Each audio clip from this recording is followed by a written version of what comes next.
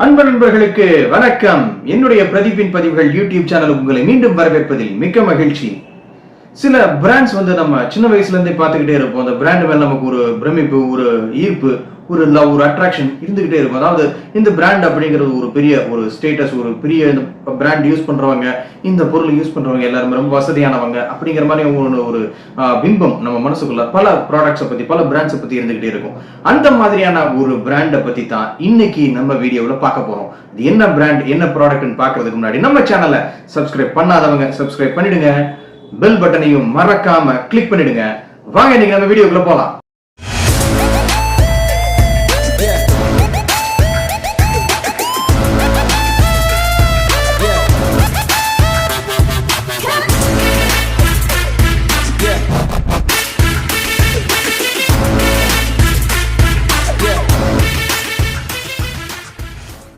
ரோட்ல ஒரு கார் நம்மள கிராஸ் பண்ணி போனாலே அது என்ன கார், என்ன மேக் எல்லாமே நம்ம பார்ப்போம். அதுவே ஒரு காஸ்ட்லி கார், ஒரு ஹை ரெண்ட் காரா இருந்தா கண்டிப்பா நம்ம இது என்ன கார், என்ன பிராண்ட் எல்லாத்தையுமே ஒத்து பார்ப்போம். அதுவே போறது ஒரு பென்ஸ், மெர்சிடிஸ் பென்ஸ் அந்த மாதிரியான ஒரு பிராண்டட் காரா இருந்தா கண்டிப்பா நம்ம ஆச்சரியமா பார்ப்போம்.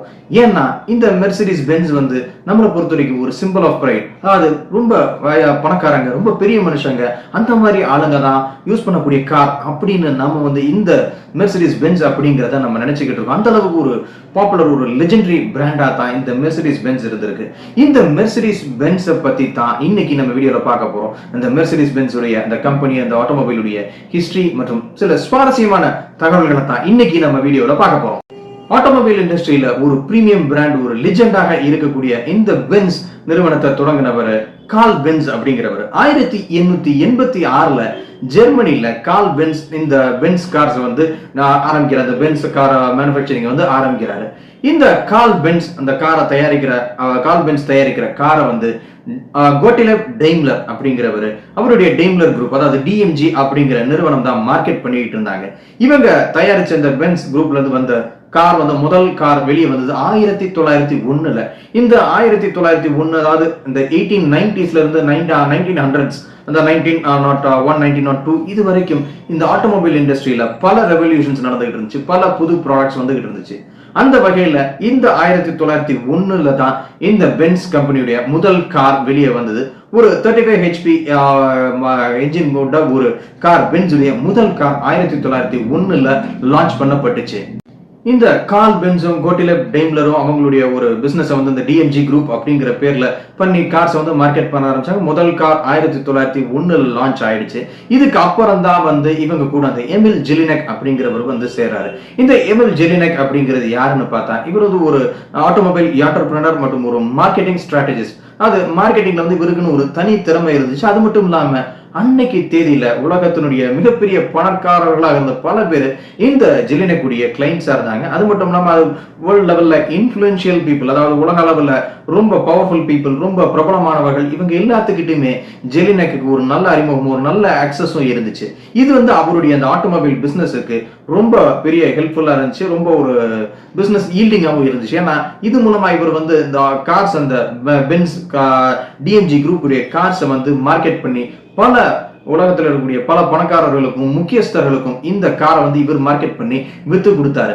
இந்த எமில் ஜெலினக் தான் இந்த 1901ல வந்த முதல் பென்ஸ் காரை மெர்சிடிஸ் அப்படிங்கிற பேர்ல ஒரு பிராண்டா ட்ரேட்மார்க்கா ரெஜிஸ்டர் பண்ணாரு.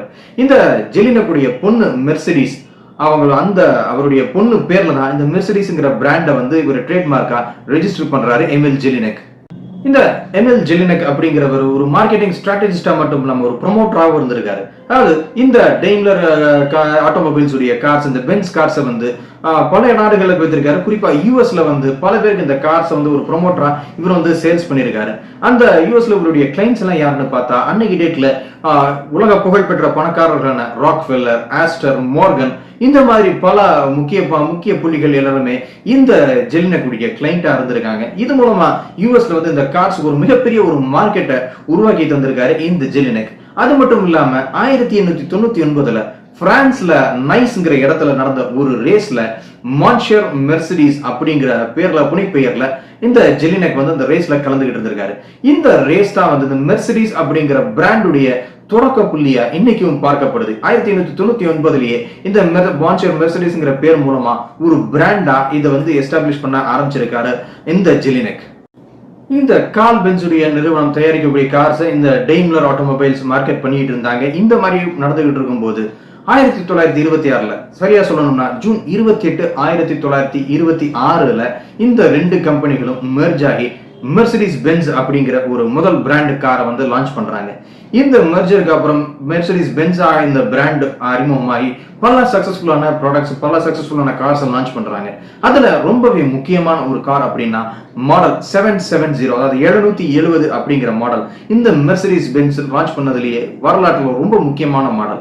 ஏன்னா அன்னைக்கு டேட்ல உலகத்துல பாப்புலராக இருந்தவங்க, ஒரு உச்சபட்ச போஸ்டிங்ல இருந்தவங்க, பணக்காரர்கள் பல பேர் இந்த காரை வந்து வாங்கியிருக்காங்க. இந்த காரை யார் யார் வாங்கியிருக்காங்க அப்படின்னு பார்த்தா ரொம்ப நோட்டபிள் பீப்புள் அப்படின்னு பார்த்தா அடால்ஃப் ஹிட்லர், அப்புறம் அவருடைய நண்பர் இட்டாலியன் முசோலினி, அப்புறம் போப் பயஸ் 11, இப்படி பல பேர் அன்னைக்கு தேதியில உலகத்துல ரொம்ப பாப்புலரா இருந்த பல பேர் விரும்பி வாங்கின மாடலாக இந்த 770 இருந்திருக்கு. சோ இந்த மெர்சிடிஸ் பென்ஸ் வரலாற்றிலேயே மாடல் 770 அப்படிங்கிறது ரொம்ப சக்சஸ்ஃபுல்லா, ரொம்ப ஒரு முக்கியமான ஒரு ப்ராடக்டாக தான் பார்க்கப்படுது. இந்த மாடல் 770 காரை ஹிட்லர் யூஸ் பண்ணது மட்டும் இல்லாம அவருடைய நாசி பார்ட்டியில இருந்தவங்களுக்கும் அவருடைய நண்பர்களுக்கும் கூட இந்த மாடல் 770 காரை வாங்கி கொடுத்திருக்காரு அப்படின்னு சொல்லி கூட வரலாற்றுல சில தகவல்கள் இருக்கு. அது மட்டும் இல்லாம இந்த 770 காரை வந்து மெர்சிடிஸ் பென்ஸ் வந்து 1944, 45 காலகட்டங்கள்ல நிப்பாட்டிட்டாங்க.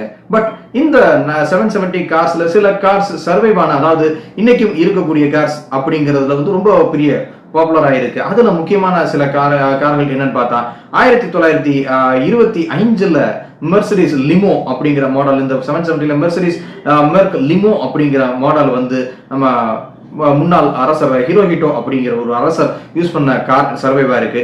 அது மட்டும் இல்லாம வில்ஹெல்ம் 2 அப்படிங்கிற 1932ல வில்ஹெல்ம் 2 அப்படிங்கிற ஒரு அரசர் யூஸ் பண்ண இந்த 770 மாடலும் இருந்திருக்கு. அது மட்டும் ரொம்ப முக்கியமா ஹிட்லர் யூஸ் பண்ண 1938 மாடல் அந்த மெர்சிடிஸ் அந்த 770 கார் வந்து இன்னைக்கும் கனடாவில் ஆட்டோ அண்ட் டெக்னிக் மியூசியம் அப்படிங்கிற இடத்துல ஒட்டாவா அப்படிங்கிற இடத்துல இருக்கக்கூடிய அந்த மியூசியம்ல ஹிட்லர் யூஸ் பண்ண கார் இன்னைக்கும் ஒரு காட்சி பொருளாக வைக்கப்பட்டிருக்கு.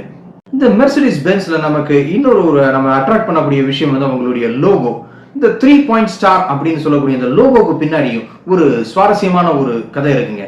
இந்த 3 பாயிண்ட் ஸ்டார் அப்படிங்கிறது என்ன எதை குறிக்குது அப்படின்னா 3 இடங்கள்ல இந்த கம்பெனி வந்து அவங்களுடைய ஆதிக்கம், இந்த டாமினேஷனை இருக்கணும் அப்படின்னு எதிர்பார்ப்புல வைக்கப்பட்டதுதான் இந்த 3 பாயிண்ட் ஸ்டார் லோகோ. அதாவது 3 பாயிண்ட்ல அப்படின்னு சொல்றது என்ன அப்படின்னா நிலம், நீர், ஆகாயம், இந்த 3 இடத்துலயும் மெர்சிடிஸ் பென்ஸ் உடைய ஆதிக்கம், அவங்களுடைய ப்ரொடக்ஷன், அவங்களுடைய ஒரு பிராண்ட் எஸ்டாப்ளிஷ் ஆகணும் அப்படிங்கிற ஒரு நோக்கத்துல தான் இந்த 3 பாயிண்ட் ஸ்டார் வச்சிருக்காங்க. ஆக்சுவலா அவங்க முதல்ல டிசைட் பண்ணது என்னன்னா 4 பாயிண்ட் ஸ்டார், அதாவது நிலம், நீர், ஆகாயம் மட்டும் இல்லாம ஸ்பேஸ், விண்வெளியிலையும் இவங்களுடைய ப்ராடக்ட், இவங்களுடைய ஒரு டாமினேஷன் இருக்கணும் அப்படின்னு தான் நினைச்சாங்க. பட் என்ன காரணத்துல இந்த 3 பாயிண்டட் ஸ்டாரை அவங்களுடைய லோகோவா ஃபைனல் பண்ணாங்க. அந்த 3 பாயிண்டட் ஸ்டார் நான் சொன்ன மாதிரி இந்த நிலம், நீர், ஆகாயம் இந்த 3லயும் என்னைக்காவது ஒரு நாள் இந்த மெர்சிடிஸ் பென்ஸ் அப்படிங்கிற கம்பெனி தன்னுடைய ஆதிக்கத்தை செலுத்தும், ஒரு பாப்புலர் ஒரு ப்ராடக்ட், ஒரு பிராண்டாக இந்த 3 ஃப்ரண்ட்லயும் ஆகும் அப்படிங்கிறதா எதிர்பார்த்து அதன் குறிக்கிற விதமா தான் இந்த 3 பாயிண்ட் ஸ்டார் லோகோவை அவங்க பிக்ஸ் பண்ணாங்க. இந்த வீடியோ உங்க எல்லாத்துக்கும் பிடிச்சிருக்கும்னு நினைக்கிறேன். இந்த வீடியோ பற்றி உங்களுடைய கருத்துக்களை கமெண்ட் பண்ணுங்க. இந்த பதிவு உங்களுக்கு பிடிச்சிருந்தா லைக் பண்ணுங்க, ஷேர் பண்ணுங்க, மறக்காம நம்ம சேனலை சப்ஸ்கிரைப் பண்ணிடுங்க. மீண்டும் இது போன்ற சுவையான ஒரு பதிவுல உங்களை சந்திக்கிறேன். அதுவரை உங்களிடமிருந்து விடைபெறுகிறேன். நன்றி.